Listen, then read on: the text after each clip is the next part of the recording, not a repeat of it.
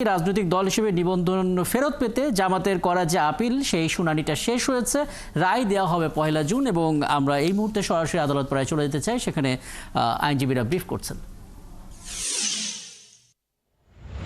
নিবন্ধনটি বাতিল করেন, এর বিরুদ্ধে আমরা আপিল করেছিলাম।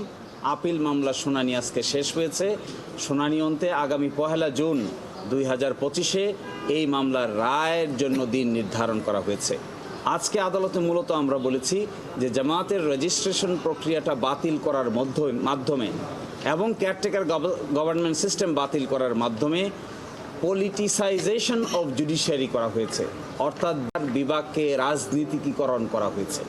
এবং আজকে যে জামাত ইসলামীর নিবন্ধন মামলা শুনানি হচ্ছে, যারা এই নিবন্ধন মামলা শুনানি অন্তে নিবন্ধন বাতিল করেছেন তারা মূলত বাংলাদেশের উচ্চ আদালতকে রাজনৈতিকভাবে ব্যবহার করেছেন এবং এই জন্যই নিবন্ধনটি বাতিল করা হয়েছে।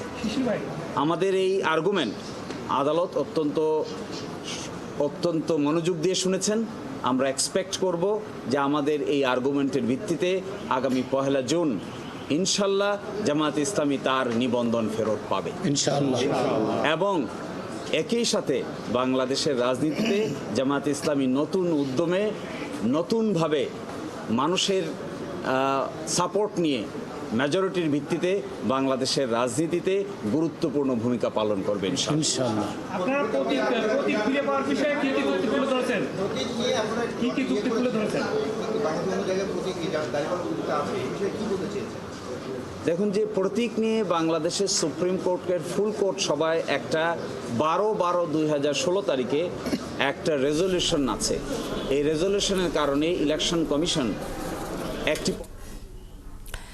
দর্শক, আমরা ছিলাম আদালত পরে এবং সেখানে আইনজীবীরা বক্তব্য রাখছিলেন এবং বলে রাখি রাজনৈতিক দল হিসেবে নিবন্ধন ফেরত পেতে জামাতের করা যে আপিল, সেই আপিলের শুনানি শেষ হয়েছে। 1 জুন রায় দেওয়া হবে এমনটা জানানো হয়েছে এবং বাকি খবর নিশ্চয়ই পরবর্তী সংবাদ সংযোগগুলোতে থাকবে।